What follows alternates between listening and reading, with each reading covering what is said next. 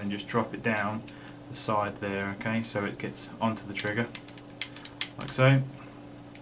And obviously at the back here you'll see how it operates the trigger, electric trigger, depending on the position of this.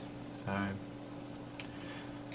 but it's important you see that when the top cover goes on, that actually holds that in place and stops it jumping up and out of the way. So this plastic thing actually plays quite a big part. Where are we on now? We want to put the battery back in.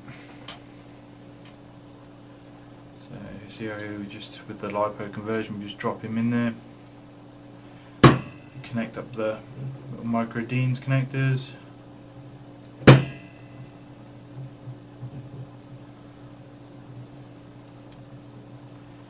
Must admit, I don't charge this LiPo anywhere near as much as I should.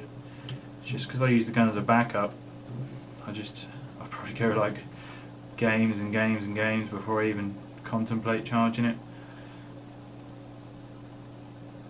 For me, I just tuck the wires in left and right so they're out of the way. What I like to do is just poke this little thing in here so it has the looks, but it's not been torn to pieces inside. And what we want to do is pop the barrel on. Remember what I said about the air nozzle there? Sometimes you just, because you need to go in the front bit first, which is there, with the barrel.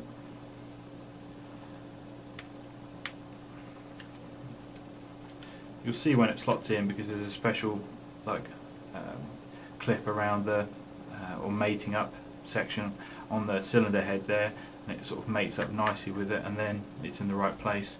You can then, remember, get your medium long screws here, poke them through. One, tighten them up.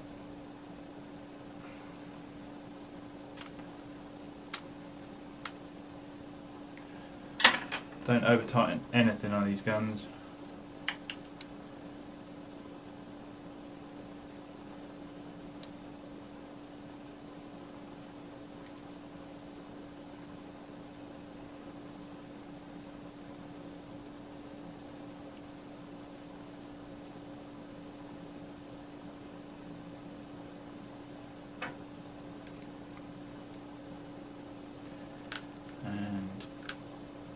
Two, and pop the section, the top piece on. The wires here, there's a little gaps underneath the cylinder head where you have to fit the wires into. It's like the locating piece. Then just lower it over the top, making sure not to lose this little spring that goes on this little dangly bit at the back, and lower him down around the hop unit. Clicks into place there.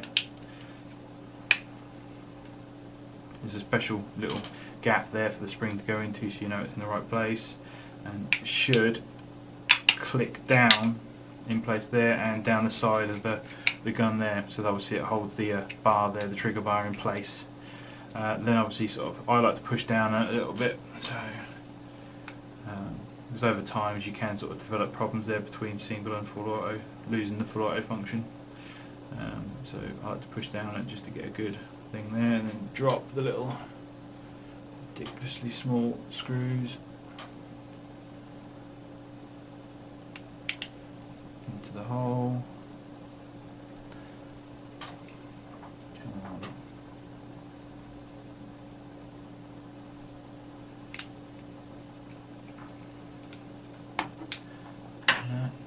And last one. I mean, there's two for you guys, but sorry, three for you guys, but two for me. Some point I'll buy a new one, just because I've had this for ages. Alright, that's all the gun now reassembled. Obviously just need to slot the top section on, and it clicks into place. Fires once. Awesome stuff. Ain't it good when it goes right? Yeah, that is how to assemble the disassemble and reassemble the Tokyo Marui USP. Also works, I'm sure, for the Chimer ones as well, because they're obviously close clones.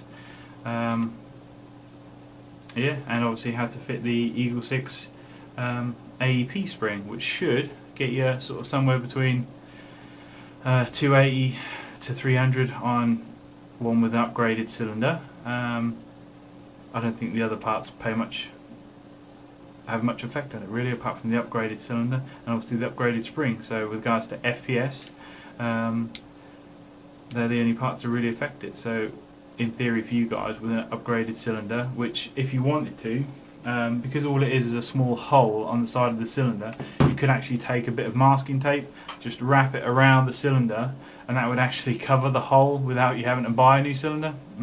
It's just an idea for you guys. So so while you're in there fitting the spring, you could just cover that hole up with a bit of insulation tape.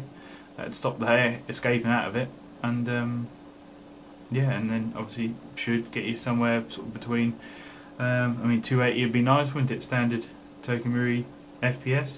Obviously mine's been hitting a bit higher than that, which is obviously fantastic. So, but even your bog standard Tokyo Marui ASP should get you know, over 260. It'd be nice, wouldn't it? So yeah, if at some point I'll obviously get a standard one of these come in, and then I'll do another video just from bog standard, so completely fresh out of the box. But I just thought that I'd get this video up because at least it gives you an idea, guys, an idea now as to how to fit the spring and how easy it is to disassemble an AEP. Cool, thank you very much, and I hope you enjoyed the video.